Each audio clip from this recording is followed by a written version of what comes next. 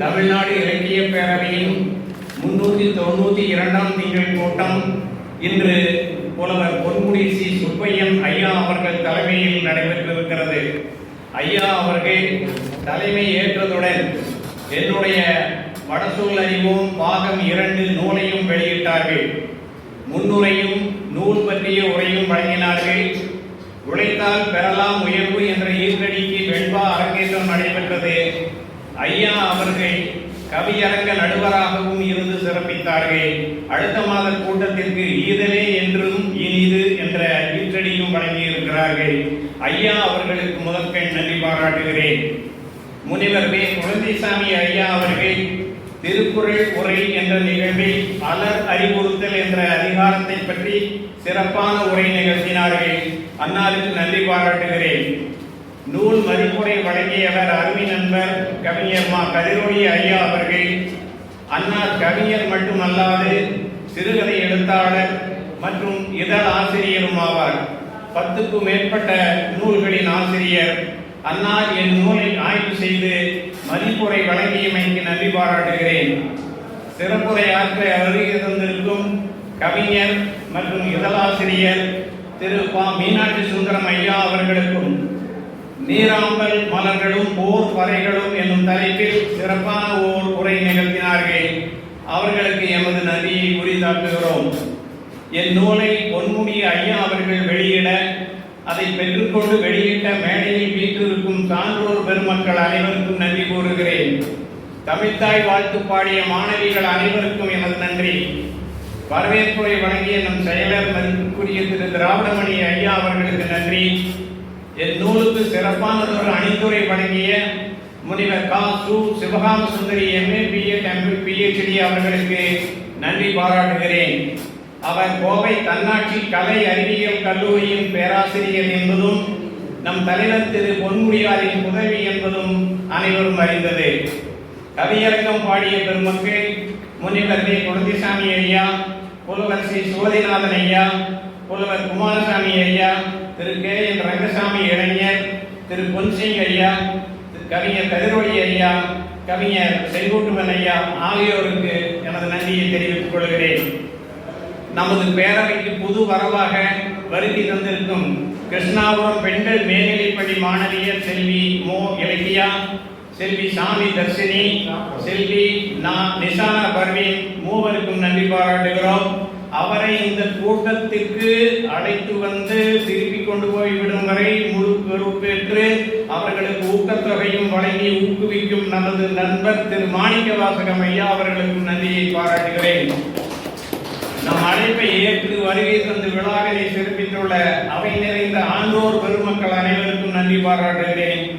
பேரவை பொறுப்பாளர்களுக்கு நன்றி. ஒளி பதிவு செய்த உலகம் முழுவதும் பரப்பக்கூடிய திரு ஜெயபால் ஐயா அவர்களுக்கு நன்றி. பொன்முடி ஐயா அவர்கள் நான் ஆணியம் அறிவோம் என்ற பெயரில் நூல் ஒன்று எழுதி அவரிடம் காட்டினேன். ஐயா அவர்கள் படித்துவிட்டு நன்றாக இருக்கிறது, ஆனால் வெளியிட வேண்டாம் என்று கூறி காரணமும் கூறினார்.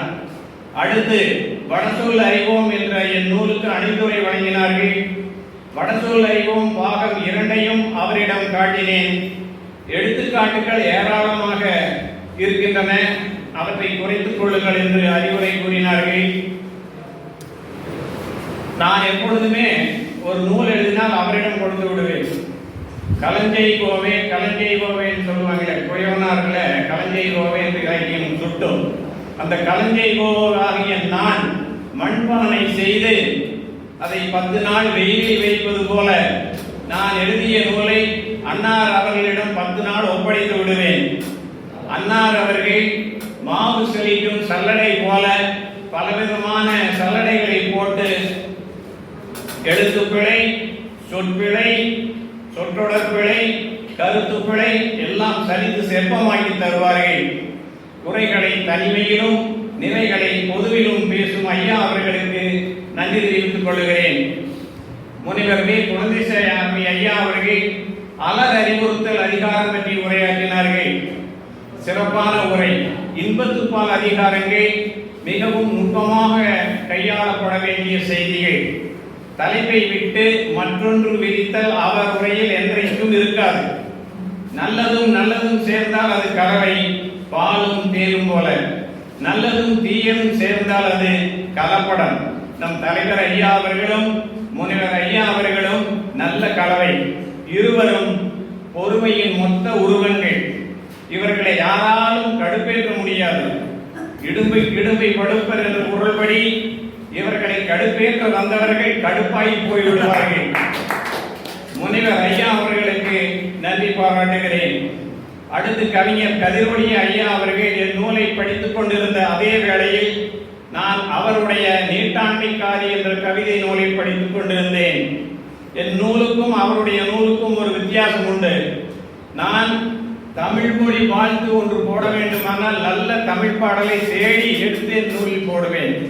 ஆனால் கதிரொளி ஐயா அவர்கள் அவரே ஒரு தமிழ் பாடலை இன்றைய தமிழ்த்தாய் வாழ்த்து எழுதி அவர் நூலுக்கு அவரே போட்டுக் கொள்வார். அதுதான் இரண்டுக்கும் உள்ள வித்தியாசம். நான் பேச நினைப்பதெல்லாம் நீ பேச வேண்டும் என்பது போல நான் கூட்டத்தில் என்ன பேச நினைத்தேனோ அந்த கருத்துக்கள் அந்த நேர்காண்மைக்காரி நூலிலும் இருந்தன.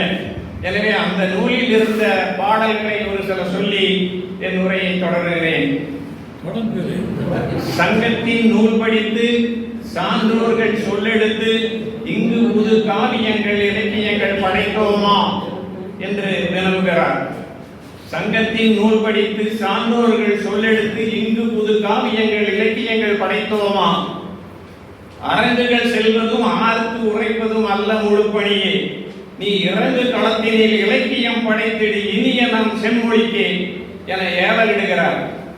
தமிழால் வாழ்கின்றோம், தமிழுக்காய் வாழ்கின்றோம், புதுமைகள் படைத்து இங்கு பூ உலகை உயர்த்திடுவோம் என்று முடிவுரையும் கூறுகிறார். இன்பத்துப்பால் தொடர் சொற்பொழிவில் இன்றைய படப்பகுதி அலர் அறிவுறுத்தல். அலர் பற்றிய கவிஞர் கதிரொளியின் பாடல் காண்போம். மல்லக்கா நல்லக்கா மல்லக்கா என்று சொல்றான். மல்லக்கா மல்லக்கா செய்தி தெரியுமோ? பக்கத்து வீட்டு பையனும் எதிர்த்த வீட்டு பொண்ணும். ஏன் கேட்கிறேன்? இது அலர் கலவை. இதே மீண்டும் மல்லக்கா மல்லக்கா செய்தி தெரியுமோ? பக்கத்து வீட்டு பையனும் எதிர்த்த வீட்டு பொண்ணும் ஓடி போயிட்டாங்களாம். இது கற்பில். எதிர்த்த வீட்டு பெண் ஏன் சொல்றான்னா பெண்ணு வீடுதான் எதிர்ப்பு தெரிவிக்கிற வீடு, அதனாலதான் எதிர்ப்பது. நெய்பர் அல்ல, எதிர்ப்பு அங்கதான் கிடந்தோம். அந்த வீடு அதனால எதிர்த்த வீடுன்னு போட்டார். பக்கத்து வீட்டு பொண்ணு எதிர்த்து வீட்டு பையன் போடலாம். ஆனா பொருத்தமா பார்த்து அதை அங்க தள்ளி இங்க போட்டிருக்க. பக்கத்து வீட்டு பையன் பாப்பா மோனையும் சரியா இருக்குது, அதனால பொண்ணுக்கு எதிர்த்த வீட்டை போட்டிருக்கிறார் கவிஞர். உடன்போக்கு ஓடி போதல் எலாப்மெண்ட் சொல்லுவாங்க. உடன்போக்கு என இலக்கணம் கூறும். இது எப்படின்னா அலர் நன்றாக பரவ ஒரு வழி இருக்கிறது, ஒரு மந்திரம் இருக்கிறது. நீ மட்டும் மனசுல வச்சுக்க, யாருகிட்டையும் சொல்லிடாத, அடிச்சு கேட்டாலும் சொல்லிடாதன்னு சொல்லணும். அதை கேட்டவளுக்கு என்ன ஆகுன்னா மண்ட சூடு ஏறி 4 பேருக்காவது அதை போய் சொன்னாதான் சூடு தனியும். இப்படியே போட்டு என்ன ஆகுன்னா அது அப்படியே ஒரு ரவுண்டு வந்து நல்லக்கா சொன்னல அவகிட்டவே வந்து ஒரு மல்லக்கா நல்லக்கா நல்லக்கா செய்திரிமன் அட நான் தான் கிளம்பி விட்டு சுத்திட்டு 2.5 வந்துடுதான்னு நினைப்பேன். பூமரான்னு ஒண்ணு இருக்குது, வளைகை தடின்னு சொல்லி போர்ல பயன்படுத்துவாங்க. வளைந்த தடி ஒண்ணு, அதை எடுத்து வீசினா அது வட்டமா போய் சுத்திட்டு அந்த ஆள் கையிலே வந்துருக்கணும். அதே மாதிரி விஷ்ணுனுடைய சுதர்சன சக்கரம் கேள்விப்பட்டிருப்பீங்க. அவர் சக்கரத்தை விட்டார், சக்கரத்தை விட்டாருன்னு சங்க விட மாட்டாரு. சக்கரத்தை விட்டாருன்னா அது போய் எதிரி தாக்கிட்டு மீண்டும் அவர் கைக்கு வந்து அதனால கிளப்பி விட்டவங்க கிட்ட திரும்பி வந்து இந்த அலை நீ மட்டும் மனசில் வச்சு சொல்லியாச்சு. 4 பேர்கிட்ட சொல்லாதையும் சொன்னாது அது பரவும். கவிஞர் கதிரொளி ஐயா அவர்கள் முடிவாக களவொழுக்கம் கற்பொழுக்கமாகி கமலட்டும் காதல் மனம், கண்களால் காதல் செய்வோம், காதலால் உலகை வெல்வோம் என முடித்து வைக்கிறார். காதலர்களுக்கு திருமணமும் முடித்து வைக்கிறார். இன்னும் நாம் கேட்ட அலறறிவுறுத்தல், இதுவரை நாம் கேட்ட அலறறிவுறுத்தல் 7ஆம் அதிகாரம். இது களவினுடைய இறுதி அதிகாரம். இதுவரை காதலின் இருந்தாங்க. அடுத்தது கற்று போயிடும். அப்போ போயிட்டா இந்த காதலிங்கிற வார்த்தை போயிடும். அவங்க தலைவன் தலைவியாக மாறி விடுவார்கள். இந்த நூலுக்கு ஆய்வுரை செய்ததோடு இசைத்தமிழும் பாடிய நண்பர் கதிரொலி ஐயா அவர்களுக்கு பாராட்டி நன்றியை தெரிவித்துக் கொள்கிறேன். சிறப்பு சொற்பொழிவாளர் கவிஞர் மீனாட்சி சுந்தரம் ஐயா அவர்கள் இந்தியன் எக்ஸ்பிரஸ் நாளிதழில் புத்தக விமர்சன பகுதியின் செய்தி ஆசிரியராக பணியாற்றியவர். அப்போது 20 கூட்டத்தில் அவரை சந்தித்த பொழுது என் வடசொல்ல அறிவோம் நூலை அவருக்கு வழங்கினேன். அதற்கு மதிப்புரை எழுதி புகைப்படக்காரரை என் வீட்டுக்கு அனுப்பி படம் எடுத்து இதழில் என்னுடைய கட்டுரையை வெளிவரச் செய்தார். அதன் நகலை இன்று வெளியிட்டுள்ள நூலில் கொடுத்திருக்கிறேன். அந்த நூல் உங்களுக்கு இப்போ கொடுத்தா கையில் வச்சுக்கிறீங்க, கருத்துறீங்க, சாப்பிடும்போது கையில் வைக்கிற இடையூறா இருக்கு. போறபோது வாங்கிட்டு போயிருக்க மாட்டாங்க. எல்லாம் போறப்ப சாப்பிட்டு போற வாங்கிட்டு போய்க்கலாம். எல்லாத்துக்கும் கொண்டு வந்து சிறப்பான ஆய்வு நூலுக்கு பெருமை தேடி தந்த விமர்சனம். ஐயா அவர்கள் துணைவியாருடன் வருகை தந்திருக்கிறார்கள். வெட்கிறேன் பார்த்துட்டீங்கன்னா அது தன்னுடைய கடமையை வேலை செய்ய. அதே மாதிரி பாலை தயிராகிற பாக்டீரியாக்கள் அதுவும் தன்னுடைய வேலையை தான் செய்யுது. வெட்கிறேங்கிற என்ன பண்ண கடமுடன் சவுண்ட் எழுப்பிட்டு வேலை செய்யும். ஆனால் இந்த பாலை தயாராகக்கூடிய பாக்டீரியா என்ன பண்ணு அமைதியாக தன்னுடைய கடமையை செய்து முடிக்கும். அது மாதிரி ஐயா அவர்கள் அமைதியினுடைய மறு உருவம், ஆர்ப்பாட்டம் இல்லாத அடக்கமான மனிதர், கிரேட். அப்புறம் ரெவர்டுன்னு சொல்லுவாங்க. அதனால அமைந்ததில் அதனால வாழ்ந்ததை இதுக்கு அடைமொழியாக போட வேண்டும். இருமொழி தெரிந்தவர்கள் 2 மனிதர்களுக்கு சமம் என்று சொல்லுவார்கள். நம்மளுக்கு தமிழ் தெரிஞ்சா தமிழ் இலக்கிய அந்த சேனல் பூரா நம்ம திறந்தெடுக்குது. இவருக்கு ஆங்கில இலக்கிய சேனல் இவருக்கு கொடுத்து வச்சவர். அதனால பிற மொழி கற்பதில் தவறில்லை என்பதை நான் இந்த நேரத்திலே கூறிக்கொள்ள ஆசைப்படுகிறேன். துக்கம் வந்த போது அழுகாமல் இருக்கிறத பத்தி ஐயா குறிப்பிட்டார். அழுதுரு அப்படின்னு சொன்னார். உண்மையிலேயே பெண்கள் எல்லாம் என்ன பண்ணுவாங்கன்னா துக்கம் வந்து அழுது வெளியே கொட்டி அவுட்லெட் ஆதிக்குவாங்க. இந்த ஆம்பளை உள்ளேயே வச்சு அமுக்கி நீங்க பாருங்க, ஹார்ட் அட்டாக் ஆம்பளை இருந்து அதிகமாக வரும். பார்த்துருக்கீங்களா? பெண்களுக்கு குறைவாகத்தான் வரும். அதுபோல பள்ளி சொல்ற அதை கனைகுரல் பள்ளி நனை சுவர் கூரை என்று வரும். கனைத்தல் அப்படிங்கிற மாதிரி அந்த வார்த்தை வரும் என்பதை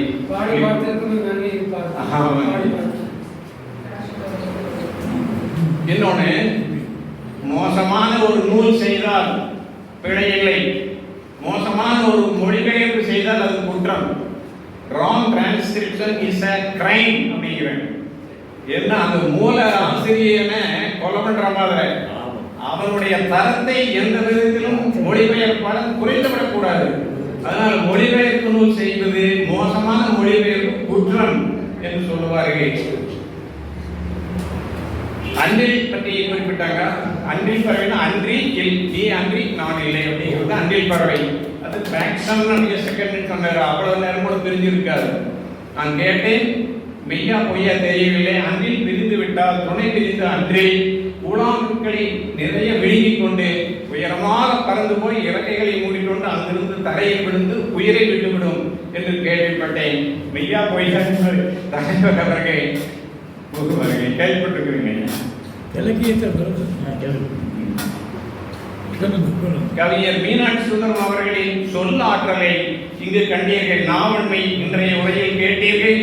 அவருடைய எழுத்தாற்றலை கைவண்ணத்தை என்னுடைய நூலில் அவருடைய புத்தகம் 1க்கு கொடுத்த விமர்சனத்திலே படித்து தெரிந்து கொள்ளுங்கள். தமிழ் இலக்கியங்களில் ஏராளமான வடசொற்கள் கலந்துள்ளன. வடசொற்கள் திருக்குறளிலும் உண்டு, தொல்காப்பியத்திலும் உண்டு, ஏன் நம் தமிழ் தாய் வாழ்த்திலும் உண்டு. தனித்தமிழ் இயக்கம் தோன்றி 100 ஆண்டுகள் கடந்துவிட்ட நிலையிலும் இன்னும் நாம் தனித்தமிழை முழுமையாக அடையவில்லை. இன்று வெளியிடப்பட்ட நூல் வடசொல் அறிவோம் பாகம் 2 உங்கள் அனைவருக்கும் வழங்குகிறேன். படித்துவிட்டு நண்பர்களுக்கும் கொடுங்கள்.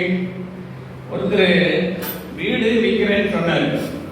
வீடு விற்கிறதுக்கு ஏஜென்ட்டை கூப்பிட்டு என்ற வீட்டை விற்று கொடுத்தாரு. அவர் பேப்பரில் விளம்பரம் கொடுத்து விற்று கொடுப்பாரு. அவர் விளம்பரம் கொடுத்தாரு. அப்புறம் நிறைய பேர் வந்து அந்த அளவுக்கு நான் வாங்கிக்கிறேன்னு வந்தாங்க. அதுக்கு பிறகு அப்புறம் அவர் வந்து 4 பேர் கேட்குறாங்க, ஆர்டர் கொடுக்குறதுன்னு தெரியல. நீங்கள் அதில் உங்களுக்கு ஏதாவது இருக்குமில்ல ஆப்ஷன் விரும்பி கொடுக்குற மாதிரி ஆர்டர் கொடுக்கலாம்னு சொல்லுங்க அப்படின்னு கேட்குறாங்க. நிறைய கேட்குறாங்களா? எந்த வேலையை கேட்குறாங்கன்னா அவர் வேலையெல்லாம் கேட்குறாங்க. நீங்கள் கொடுத்து விளம்பரத்தை கொடுத்து வாங்கி பார்த்து அந்த விளம்பரத்தில் இந்த வீடு மிகவும் சிறப்பானது, தரமானது, 1 கிலோமீட்டர் தூரத்தில் மருத்துவமனை இருக்குது, 2 கிலோமீட்டர்ல என்ஜினியரிங் காலேஜ் இருக்குது, 3 கிலோமீட்டர் ரயில்வே ஸ்டேஷன், 5 கிலோமீட்டர்ல ஹார்பர், 7 கிலோமீட்டர்ல ஏர்போர்ட் இருக்குது எல்லாம் சொல்லிட்டு பூரா படிச்சு பார்த்துட்டு இவ்வளவு பெருமை நம்ம வீட்டுக்கு இருக்கிறது நமக்கு தெரியாம போச்சு. வீட்டு விற்கல அப்படின்னு என்ன வேணும், கமிஷன் தானே வேணும். 1 கோடி கொடுத்தா 1 லட்சம் வரும், 1 லட்சத்தை கொடுத்துட்றேன், இவ்வளவு சிறப்பான வீட்டை நான் விற்கவில்லை. அது மாதிரி என்னுடைய நூலின் பெருமை எனக்கு தெரியாமல் இருந்தது. கவிஞர் கதிரோஜி அவர்கள் என்னுடைய நூலின் பெருமையை சொன்னார்கள். அவருக்கு இந்த நன்றியை நான் இந்த நேரத்தில் தெரிவித்துக் கொள்கிறேன். பிப்ரவரி 21 இன்று அனைத்துலக தாய்மொழி நாள் என யுனெஸ்கோ நிறுவனம் 17/11/1999 அறிவித்தது. 2000ஆம் ஆண்டு பிப்ரவரி 21 முதல் இந்நாள் கொண்டாடப்பட்டு வருகிறது. 2025 சர்வதேச தாய்மொழி நாட்களின் வெள்ளி விழா ஆண்டு கொண்டாடப்பட்டது. 1952 பிப்ரவரி 21 கிழக்கு பாகிஸ்தானில் கல்லூரி மாணவர்கள் போராட்டம், வங்க மொழியை ஆட்சி மொழியாக்க வேண்டிய போராட்டம். அதில் 5 மாணவர்கள் துப்பாக்கி சூட்டில் மரணமடைகிறார்கள், ஏராளமான மாணவர்கள் காயமடைகிறார்கள். அவர்களுக்கெல்லாம் கிழக்கு பாகிஸ்தான் தலைநகர் டாக்காவில் இறந்த மாணவர்களுக்கு நினைவு தூண்கள் நாட்டப்பட்டுள்ளன.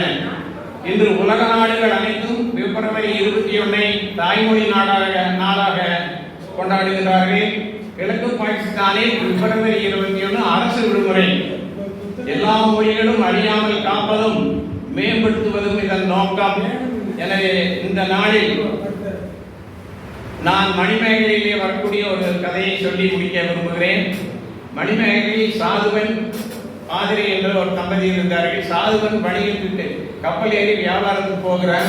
அந்த களம் கவிழ்ந்து விடுகிறது. அவன் ஒரு தீவிலே ஒதுங்குகிறான். அது நாகர்கள் வாழக்கூடிய தீவு. அந்த நாகர்கள் அவங்க மனிதர்களையே கொண்டு சாப்பிடக்கூடியவர்கள்.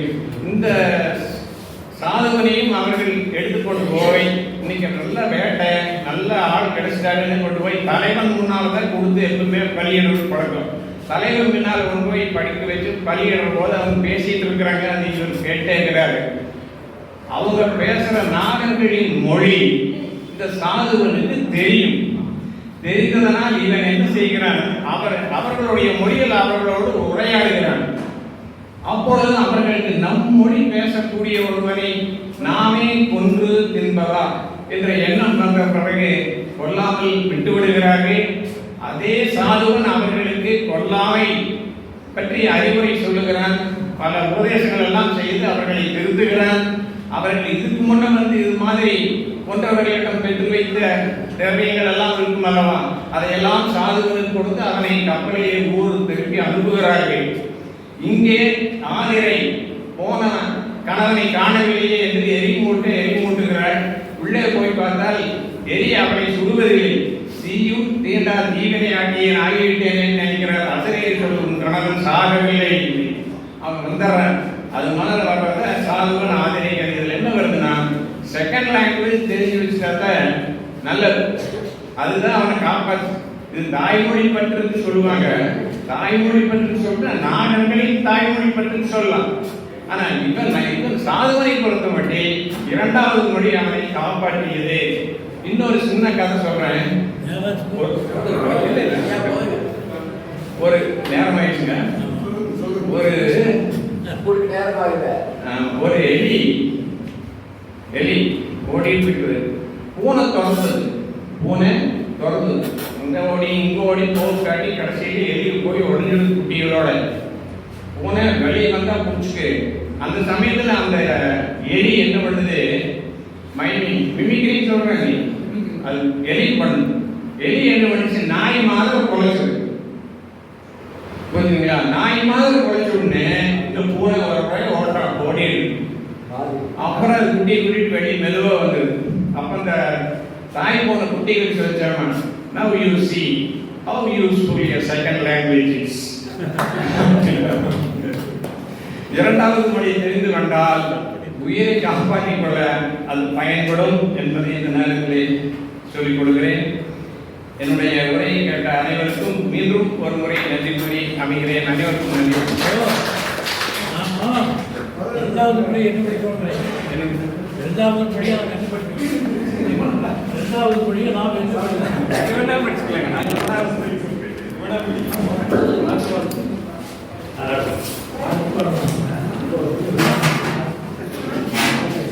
அனைவரும் உணவு கொஞ்சம்